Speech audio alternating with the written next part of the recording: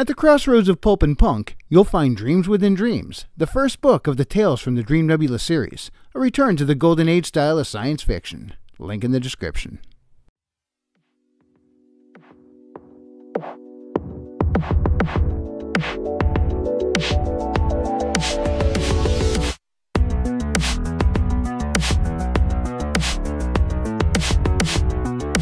Greetings, salutations, and other big words. My name's Ethan, my handle is Wrangler. Welcome to Frequency Studios. We've got a nice, pulpy space adventure in this episode of full spoiler coverage called Aquila. It's actually Aquila, but that was a good try. Okay, Aquila. Aquila was a Nebraskan cop until he was recruited by the Phoenix Guard Space Police.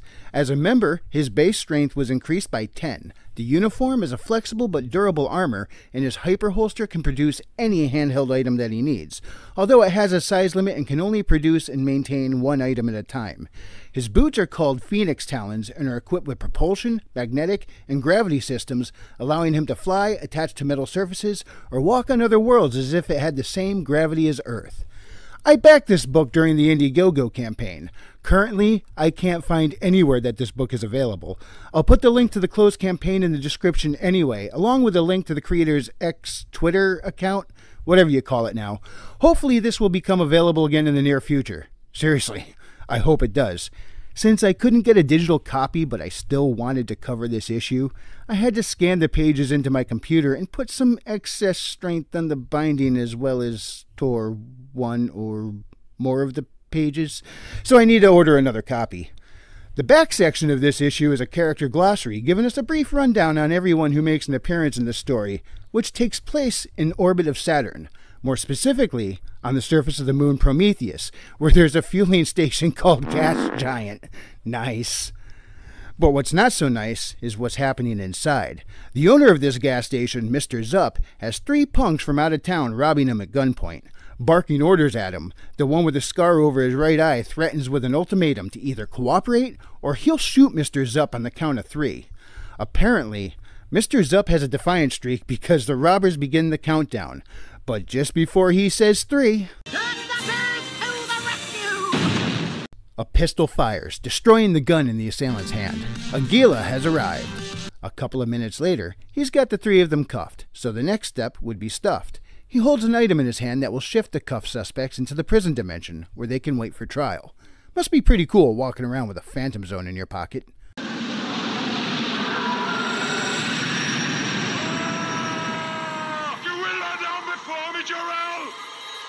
Aquila activates the device, and the robbers are drawn into the portal. Scarface yells, "I'll get you for this, Aquila," as he's pulled into the other dimension. Mr. Zupp insists that Aquila let him fill up the cruiser on the house to show his appreciation, and boasts that a tank of this stuff will get him 4 laps between here and Mercury before running out. After filling up, Aquila starts to ship, and his control panel immediately flashes a warning. Scans indicate that his tank is full of a mix containing a substance called valisilum, or more commonly known as nightmare fuel. I feast on your fears. Stop. That is not your cue. You already had your episode. Get back there, please. Thank you. Shutting the cruiser down, Aquila goes right back to Mr. Zupp and sternly asks why he's selling nightmare fuel and where did he get it. Mr. Zupp says that it's perfectly safe, and he even puts it in his own ship, which he points at just in time for them to see it explode. Aquila erects his shield, protecting them both from the shrapnel, then turns to Mr. Zupp. Perfectly safe? So Zupp starts to spill some of the beans, telling the officer that the guy who sells it to him is the only fuel supplier who comes to the area anymore, because the rest have been driven out by the crime and he didn't know that the fuel mix was actually dangerous. "What's your supplier's name?" Aquila asks while extinguishing the flames on his boot.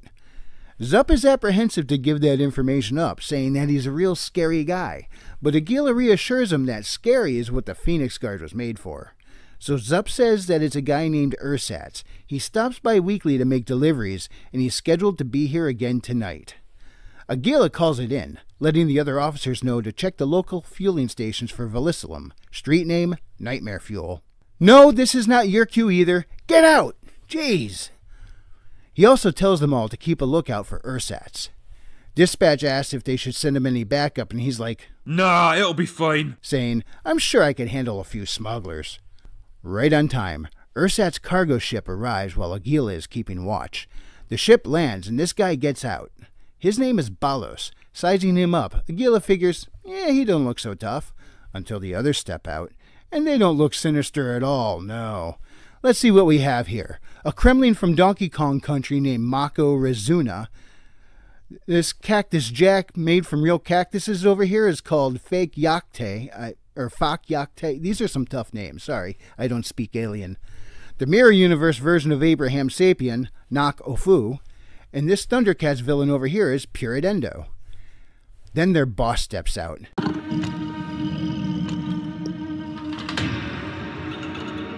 This space squatch of a guy is Ursats. And when I say space squatch, that's not me being flippant. That's the actual name of the species.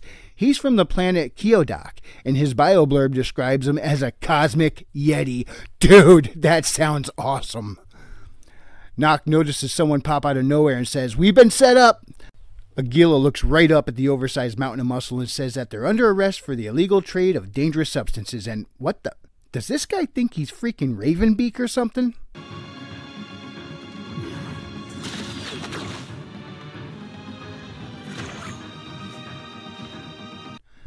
Aquila states that he has the right to remain silent, and anything he does say will be held against him in astral court. But Ursat speaks anyway. And what does he say? Blast him. They open fire with everything they've got. Even the ship's turrets are firing, all concentrated on Aquila. Purit exclaims that they've got him. Look at him, all thrilled while the multicolored blast cloud billows.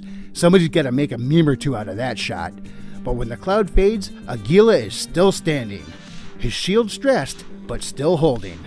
He blitzes forward, slugging the wannabe Chozo in the jaw. Beak. Jaw. Whatever. Launches Mako back with a kick and pretty much proceeds to clean their clocks. Man, can this guy brawl. They fall back and open fire again as Aquila throws up his protective field. The shots are picking off the remaining energy to his shielding, and he's got to find a way out of this predicament fast. An alert appears in his head-up display, indicating that a volatile substance is on board the enemy ship. He scans for any intelligent life on board the vessel, and when nothing shows, he fires.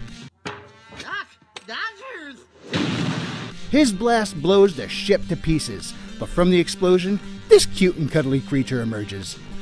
Aquila asks, "What is that thing?" And his AI answers, Velamari, an endangered species known for their nourishing ink that they feed to their young like milk. But this creature is mutating and growing before Aguila's eyes. It turns out that Velamari ink and Velicium have an energetic chemical reaction, which is why Velamari ink is an ingredient of nightmare fuel. But now that the creature's been exposed to the Velicium, causing the mutagenic growth, now it's looking to feed on more Velicium, and the biggest nearby source is the gas station. Right before the Velamari starts its meal, Aquila flies by in his cruiser, the Velicium fuel catching its attention. His computer companion is flashing all sorts of warnings about the ship's systems being overloaded with too much power. Ursat thinks he can subdue the creature to continue his Velicium operation, so orders his men to fire on Aguila's cruiser. They do, but some of them get caught up in the grip of the Velamari's tentacles for the effort. The others say screw it and bolt, as Harvey Birdman, the Kremlin, and Forearms try to shoot their way out of the creature's grasp. Ursat calls them cowards and uses his jetpacks to go after Aquila. The AI is going bonkers about the ship's energy instabilities and inevitable explosion, but Aquila says it can hold out another minute while attaching his portal device to the ship's power systems. But right before he could eject, the interstellar Bigfoot lands on his windshield. He starts pounding on the glass, shouting, "Keep your claws off my Velamari!" Aguila's like, "You need to get off this thing right now. Your life is in danger over here."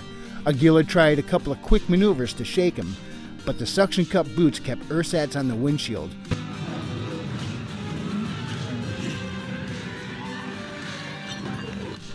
The computer is warning of detonation as the Space Squatch brings his fist down with another bash. Aquila says, "Good thing this glass is indestructible." With no other options, Aquila ejects. He flies up past Ursats away from the ship and its pursuing Velamari. Once out of range, he activates the portal device, setting the destination to the X dimension as the creature bears down on the cruiser. The excess and unstable power pulsing through the ship's engines give the device enough juice to open a massive portal and starts pulling the monster in. Ursats is trying to fly after Aquila, but is struggling against the portal's pull, and to make matters worse, he gets snagged by one of the Villamari tentacles. Aquila figures that it's his job to protect all citizens, even the criminals. So he generates the lasso from his hyper holster and throws Ursats a line. The Space Squatch reaches out and manages to grab the end, but declares, "I ain't going to jail, and if I'm going down, you're coming with me," and he pulls, trying to yank Aquila back. The cruiser, however, has contained the excess power for as long as it can, and Duck.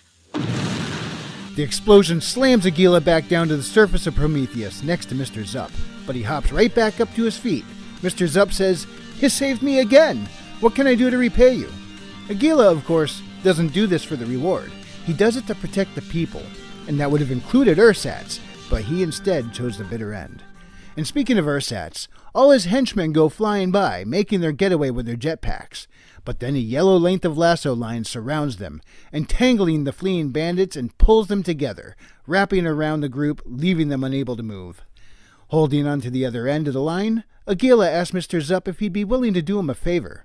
Zup says, "Sure, what do you need?" And Aquila says, "Call me a cab." And with that, we close out Aquila issue number 1, Nightmare Fuel.